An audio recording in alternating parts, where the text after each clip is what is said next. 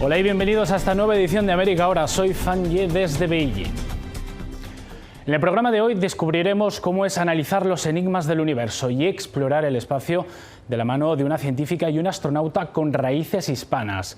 Conversaremos con ellos sobre sus valiosas experiencias en esta materia y sobre cómo se puede llegar a lo más alto en este campo.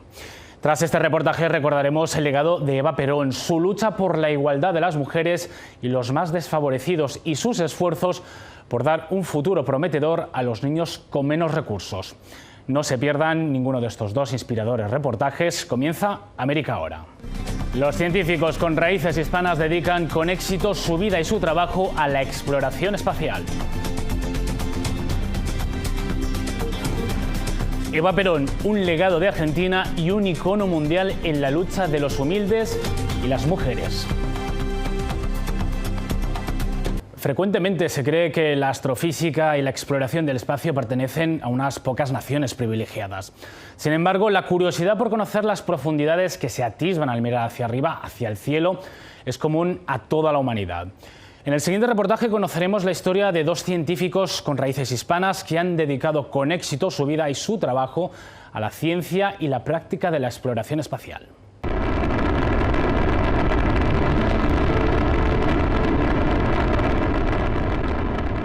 Durante 30 años, la NASA promovió las operaciones con transbordadores espaciales. Eran aeronaves extraordinarias. De su hangar de carga despegaban satélites y sondas planetarias. Go for Hubble release. También el telescopio Hubble.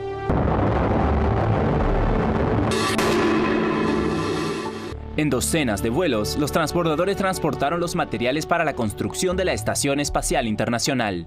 Pero quizá el mayor beneficio del programa de transbordadores fue que dio la oportunidad de volar a cientos de astronautas, no solo de Estados Unidos, sino de muchos países.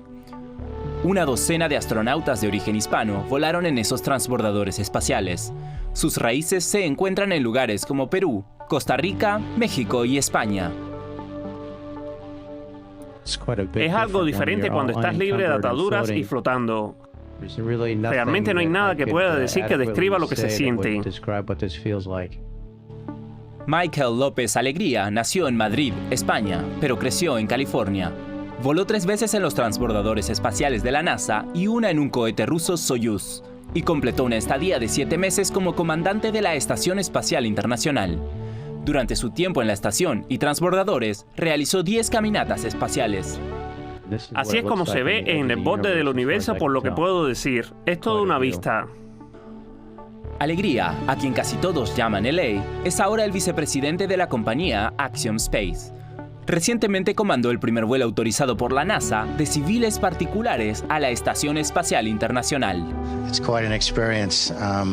Es toda una experiencia. No puedo ni empezar a describir lo divertido que ha sido estar en la cápsula Dragón durante el último día y medio o así, viendo cómo se iluminaban las caras de estos muchachos.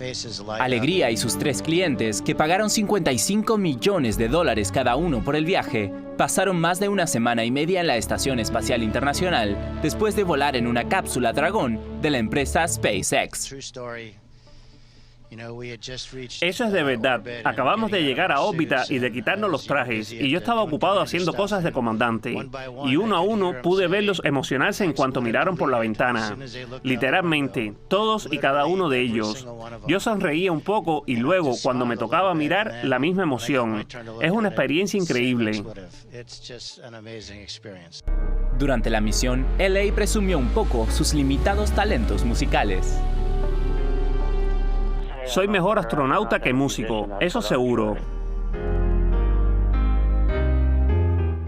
Tocó el teclado en una especie de dúo con BLK Box, un prodigio del piano neoclásico que tocó desde la Tierra.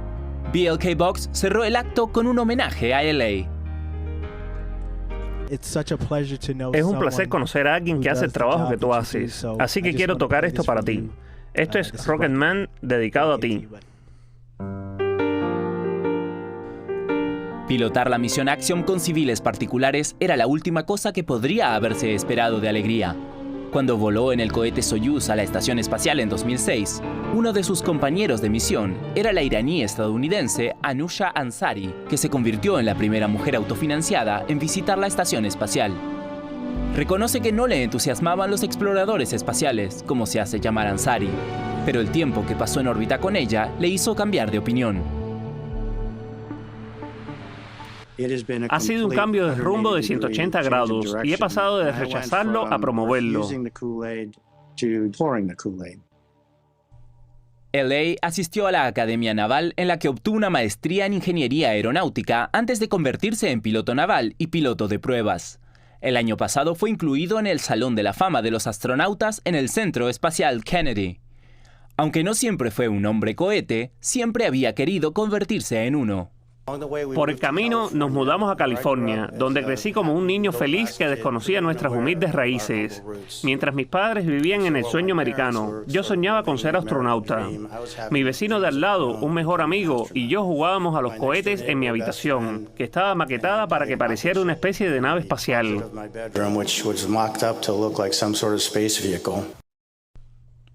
No todos pueden cumplir sus sueños de la infancia, pero LA lo consiguió.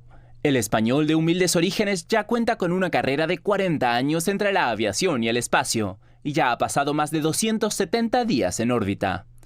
Quién sabe, quizás su carrera aún no haya terminado. Do you remember how do they detect the O2? En un encuentro en el campus de la Universidad de Florida Central, un equipo de investigadores y estudiantes, junto con el Instituto Espacial de Florida, preparan un proyecto de investigación que podría cambiar la manera en la que entendemos cómo se formó nuestro sistema solar. Al ser la investigadora principal del proyecto Webb, ¿has tenido un momento de, como decimos, pellizcame? Sí, me estoy pellizcando a mí misma. Noemí Pinilla Alonso y su equipo recibieron 100 horas de tiempo, lo que se considera muchísimo para utilizar el James Webb, que es el telescopio espacial más grande y sofisticado que se haya construido. Es realmente competitivo conseguir tiempo. Tienes que presentar una propuesta muy convincente que diga específicamente dos cosas: que la ciencia que puedes hacer es asombrosa y que solo puedes hacerlo con el telescopio espacial James Webb, porque ese es el gran beneficio de este momento en el que tenemos un nuevo juguete en el espacio con el que jugar.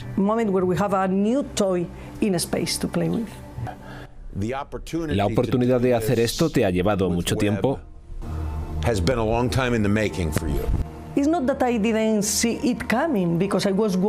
No es que no lo viera venir porque llevaba años trabajando para ello, pero cuando recibes ese correo electrónico que te dice, nos alegra comunicarle que su programa ha sido premiado, es como si, nada, es muy muy bueno.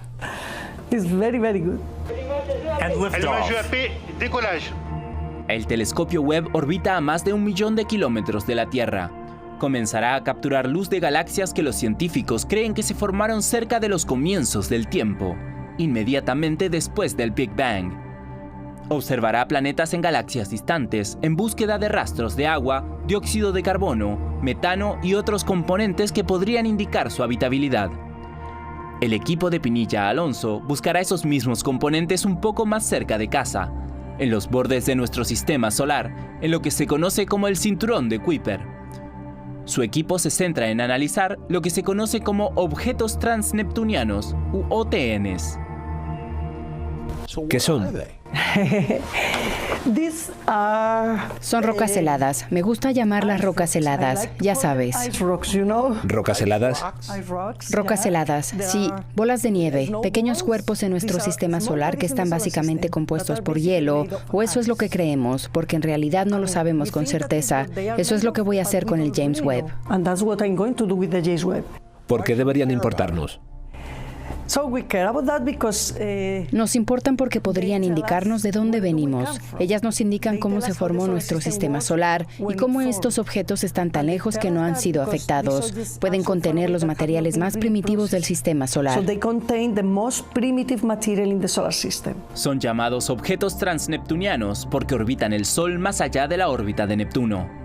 Puede resultar sorprendente, pero Plutón, que ahora se caracteriza como un planeta enano, es considerado un OTN. Se han descubierto miles de ellos, y Pinilla Alonso cree que podría haber miles de millones de esas rocas heladas que son demasiado pequeñas para avistarse desde los telescopios ubicados en la Tierra. El telescopio Webb es la única manera. Entonces, ¿es adecuado decir que estos objetos son material sobrante de la formación del sistema solar? Tú lo has dicho, ya sabes más que yo. Como Michael López Alegría, la carrera de Pinilla Alonso ha escalado en las últimas décadas. Sin embargo, observar las maravillas del universo es algo que le apasiona desde pequeña. ¿En qué momento empezaste a pensar que querías dedicarte a esto? Bueno, cuando era pequeña nunca pensé en dedicarme a este campo en particular. Miraba mucho el cielo y mi madre solía señalar algunas estrellas y decía, eso no es realmente una estrella, eso es un planeta, eso es Júpiter, eso es Marte. Así que disfrutaba mucho mirar el cielo cuando era niña.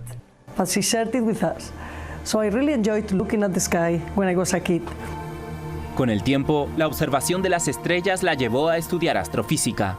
No le faltó el apoyo de sus padres cuando la niña de la pequeña ciudad de Oviedo, en el norte de España, decidió que quería ser científica. Mi padre era más cariñoso. Me decía, te quiero igual. Y mi madre decía, vale, quieres hacer esto, así que sabes que tienes que estudiar. Después de completar la universidad, trabajó como estudiante graduada en el Observatorio de las Islas Canarias. 3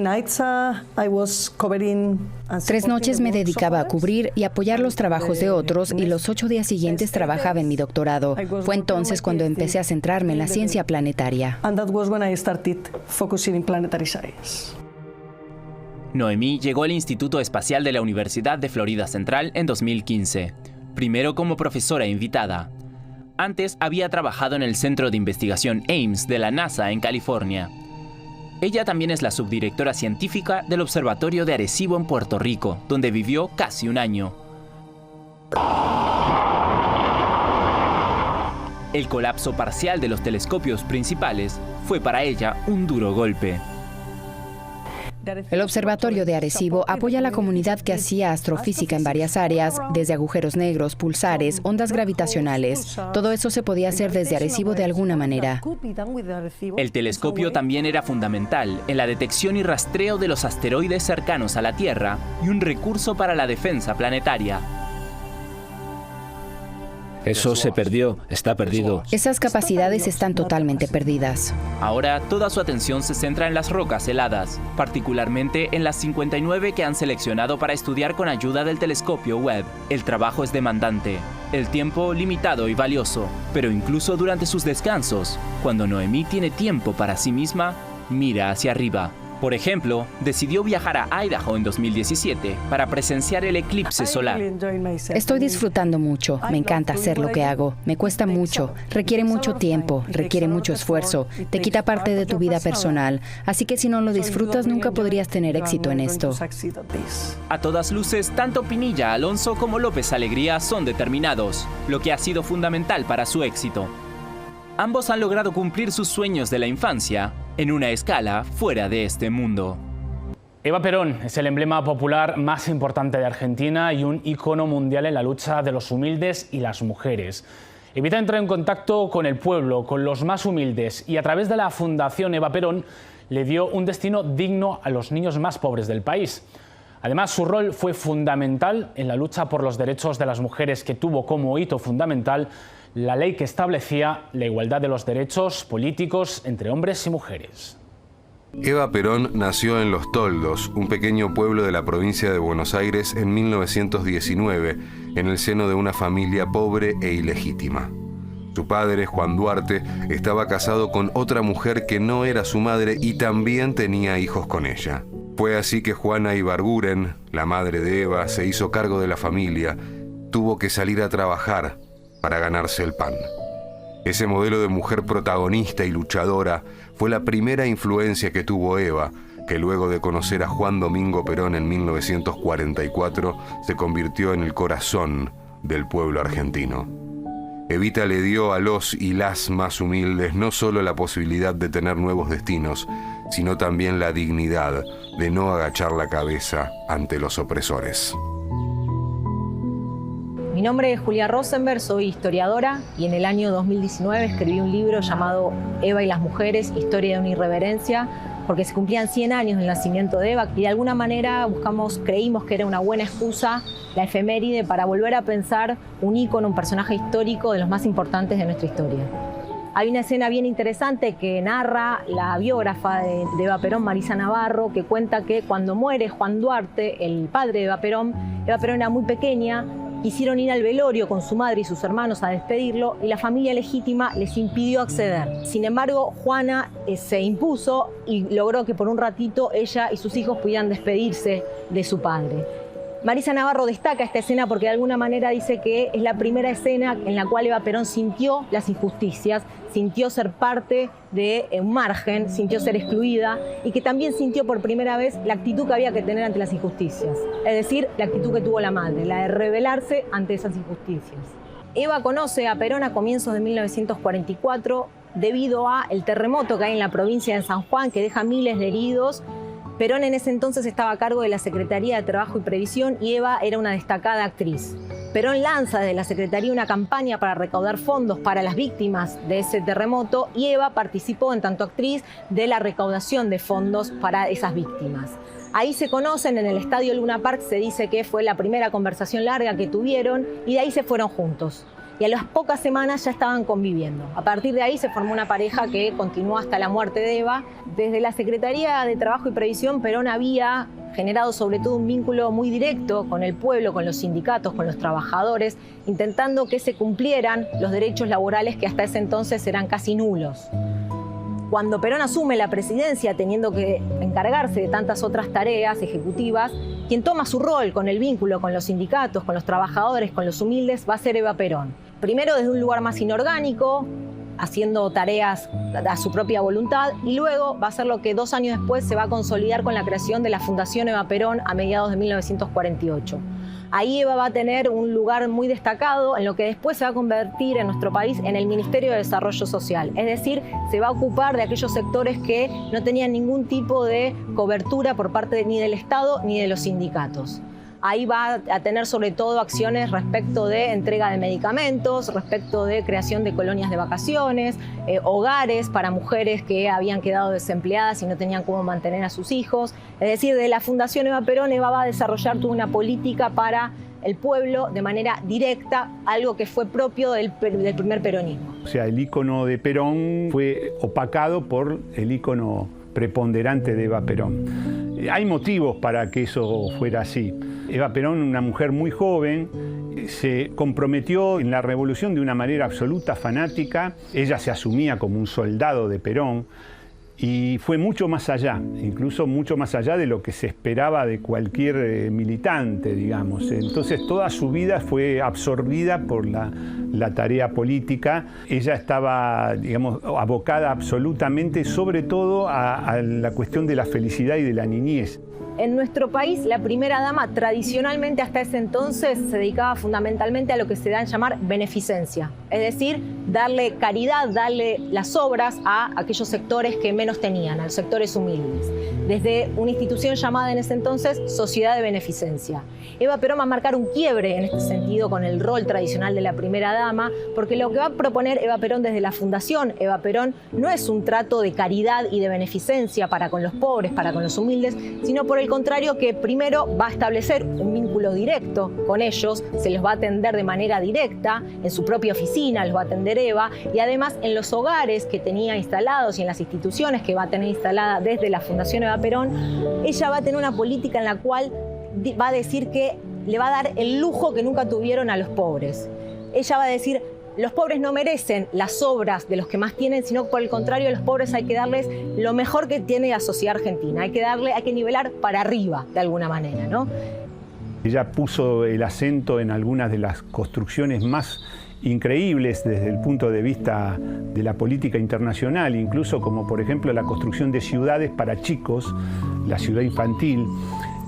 Fue su gran emblema, en la cual ella pensaba que los chicos más desventajados, los chicos más pobres, los descartados de la sociedad, ella los rescató, de hecho es lo que hizo, los rescató en esta ciudad en donde les daba todo, absolutamente todo lo que le habían faltado en su vida. O sea, las cosas que tenían los niños más ricos la tenían los niños más pobres en la ciudad infantil.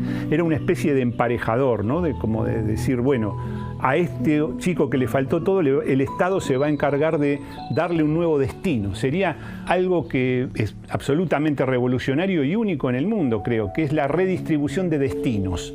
O sea, el chico destinado a ser pobre, a ser descartado, humillado por la sociedad, de pronto la fundación le daba un nuevo destino, le otorgaba un destino de niño rico. El peronismo sobre lo que rechaza es la falta de reparto de la riqueza, es decir, la acumulación perversa del capital. Entonces hay una forma capitalista que asume también el peronismo. También por eso es polémico en ese sentido. Digamos, los socialismos tradicionales rechazarían esta idea. Sin embargo, el peronismo se apropia también de las formas del capitalismo y del goce que implica el capitalismo. Eso sería una de las claves. O sea, no rechaza, por ejemplo, la riqueza. Lo que hace Eva Perón es decir, bueno, participemos todo de este goce de la riqueza del capitalismo. Y esa es la ciudad infantil como pedagogía. Esa sería, digamos, la marca política que deja Eva Perón. Así es como deberían todos tener las mismas oportunidades. Las mejores escuelas, las mejores comidas, los mejores vestidos. Hasta 1947 en la Argentina las mujeres no formaban parte de la vida política, habían estado excluidas hasta ese entonces. En 1947 se sanciona la Ley de los Derechos Políticos de las Mujeres, una ley que les permite y las habilita no solamente a votar, sino además a ser representantes políticas. El 9 de septiembre de 1947, el Congreso Nacional aprueba el proyecto de ley otorgando los derechos cívicos a la mujer. Perón apoya una inquietud mía que confieso que como mujer la llevaba muy profundamente en mi corazón y se cristaliza el voto a la mujer. Gracias a esa ley, por primera vez van a pasar a ser diputadas y senadoras mujeres. Para esto, en 1949, Eva crea el Partido Peronista Femenino. Un caso único en el mundo para ese entonces. Lo que se solía hacer era, aquellos que querían integrar a las mujeres de alguna manera, era crear una rama femenina. En el peronismo y con Eva Perón la decisión fue bien distinta, crear un partido en igualdad de condiciones entre los hombres y de las mujeres. El Partido Peronista Femenino buscó un despliegue territorial por todas las provincias argentinas, buscando incorporar a las mujeres a la política, empadronándolas y entregándoles la libreta cívica para que pudiesen votar. Así, Eva Perón creó la herramienta política que es este Partido Peronista Femenino, a partir del cual las mujeres ingresaron de manera masiva a la política. Eran mujeres que no pertenecían a una élite letrada, como solía suceder con el feminismo a lo largo de la primera mitad del siglo XX, sino que la intención de Eva a partir del Partido Peronista Femenino fue incorporar sobre todo y especialmente a las mujeres trabajadoras y a las mujeres humildes a la política. Es el Partido Peronista Femenino el que permite, a partir de una elección que hay en 1951, que ingresen al Congreso Nacional las primeras diputadas y senadoras mujeres. Entran en total más de 100 mujeres entre el Congreso Nacional y los congresos provinciales. Desde que Eva Perón comenzó su vínculo personal con Perón, distintos sectores de poder comenzaron a criticarla. Primero por ser de clase social humilde, por ser de origen ilegítimo, por ser actriz. Diferentes cuestiones se sumaron para que se convirtiera en el ojo de las críticas de los diferentes sectores de poder. Desde antes de ser presidente Perón incluso, ya se la criticaba por diferentes cuestiones, con que había tenido que tener algún tipo de relación sexual para llegar a tal lugar, o por su vestimenta, o por ser una mujer de origen humilde que ahora vestía con la casa Christian Dior.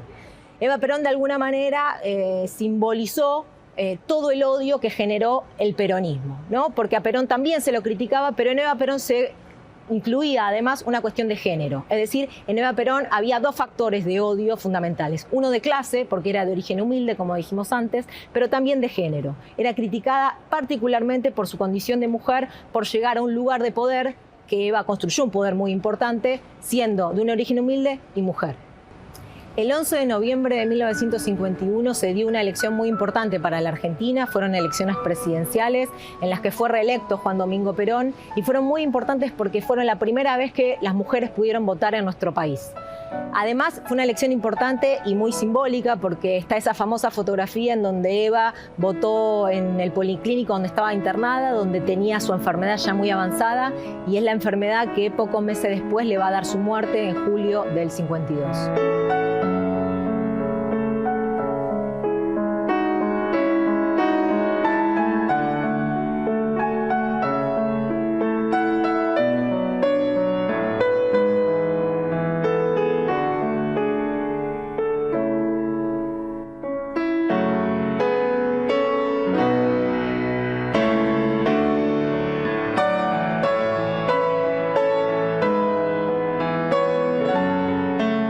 Su muerte fue muy trágica para el país y para el movimiento peronista en particular. Fue velada por varios días hasta principios del mes de agosto. En su velorio hubo colas interminables de personas llorándola, queriendo verla por última vez. Y a partir de ese entonces el gobierno peronista se vio golpeado en su gestión, en su ritmo, porque Eva Perón evidentemente tenía a su cargo una tarea enorme y muy fervorosa, que Perón intentó suplir, pero a cargo de la presidencia no pudo hacerlo, con lo cual de alguna manera el gobierno peronista sintió el golpe de la muerte de Eva Perón en un desacelere en su gestión, obviamente también por una crisis económica externa, pero fundamentalmente por el golpe que generó la muerte de una de las principales líderes políticas en ese momento. Con la presencia del peronismo siempre está la promesa de felicidad, y la que encarna esa idea de felicidad siempre es Eva Perón. O sea, Eva Perón llega a digamos, el ícono de Eva Perón tiene también un costado religioso, de creencia, tiene que ver con los cuidados de la Virgen María, tiene que ver con la sexualidad de Venus, cuando está con el pelo suelto. O sea, es la chica sensual revolucionaria, es Juana de Arco en un punto. O sea, uno puede poner todos los íconos de Occidente de la historia y los puede resumir en el ícono de Eva Perón. Tiene todas las capacidades, la gran revolucionaria, la que va a prender fuego todo, porque Eva Perón decía cosas como que con las cenizas de los traidores construiremos la revolución justicialista. O sea, todo eso está dentro del ícono de Eva Perón, y eso es muy fuerte. Por eso a escala mundial es uno de los grandes íconos. Si pensamos bien, ¿qué permanecen a escala mundial como íconos políticos pregnantes realmente? Si vamos a ser gruesos, digamos, hay dos. El Che Guevara y Eva Perón, los dos son argentinos y los dos son jóvenes que se sacrificaron, cuerpos jóvenes que se entregaron a la revolución, a un evento que los superó y en los cuales gastaron su vida. A partir de la muerte de Eva Perón, las mujeres del Partido Peronista Femenino siguieron conquistando espacios hasta la llegada del golpe de Estado de 1955, cuando el peronismo fue proscripto y la gran mayoría de las mujeres que había participado siendo diputadas y senadoras fueron presas por esa dictadura.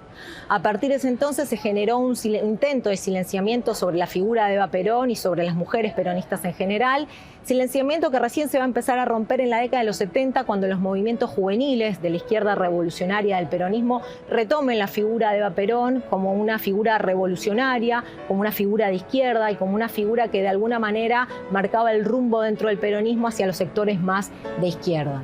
Luego en los 90 Eva Perón va a tener otra resignificación, fundamentalmente bajo la figura de Madonna y la película de Alan Parker, en donde muestra una Eva más cercana a las críticas que se le hacían en ese entonces, es decir, una Eva ambiciosa de poder, superficial, que poco tenía que ver con lo que Eva había sido efectivamente durante los años en que fue una líder política, ¿no? Finalmente, en los años del kirchnerismo, Eva es rescatada nuevamente como política de Estado, ya que se la pone en el billete de 100 pesos y además se arma en la avenida 9 de Julio, en el edificio, un doble retrato de Eva Perón que de alguna manera es imposible de no ver.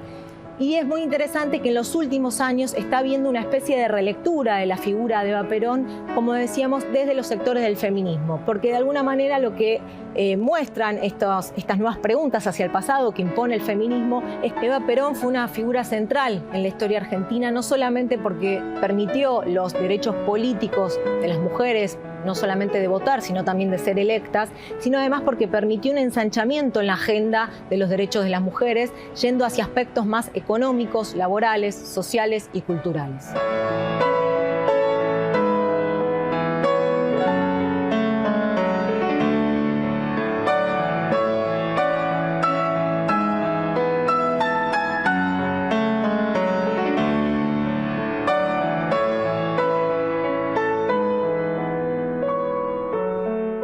Así concluimos esta edición de América Ahora. Gracias por sintonizarnos durante esta media hora.